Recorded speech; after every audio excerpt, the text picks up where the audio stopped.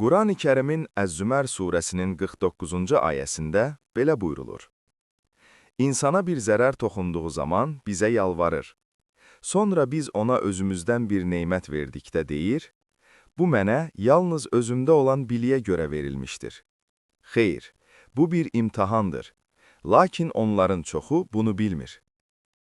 Bu ayə insan təbiətində müşahidə olunan psixoloji və sosial bir paradoksu açıq şəkildə ortaya qoyur.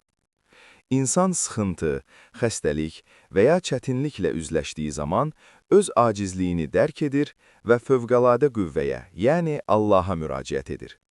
Bu vəziyyət insanın fitrətindəki ilahi asılılıq və zəifliyin təzahürüdür. Lakin eyni insan sıxıntılardan xilas olduqdan sonra və neymətə qovuşduqdan sonra, həmin neymətləri yalnız öz intellekti, biliyi, bacarığı və fərdi qabiliyyətləri ilə əlaqələndirərək onları öz mülkiyyəti kimi qavrayır. Ayədə işlədilən "bu mənə yalnız biliyimə görə verilmişdir" ifadəsi, insanın əldə etdiyi nailiyyətlərə dair yanlış idrakını göstərir.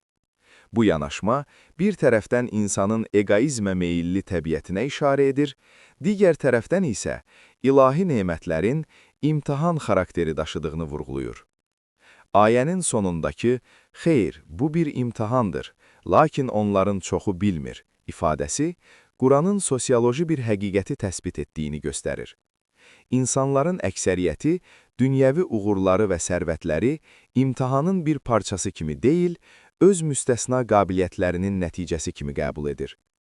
Beləliklə, ayə həm psixoloji, həm də teoloji bir həqiqəti açıqlayır. İnsan nemət və var-dövlətlə sınağa çəkilir, lakin çox vaxt bu həqiqəti unudur və egosentrik düşüncəyə qapılır.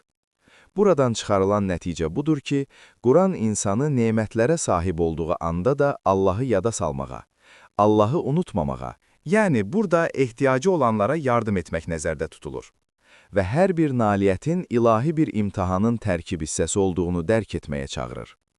Bənzər mesajlar Yunus 12, Nəhl 54, İsra 67, Ənkəbut 65, Rum 33, Loğman 32, Zümər 8, Şura 48, Qəsas 78, Fussilət 50.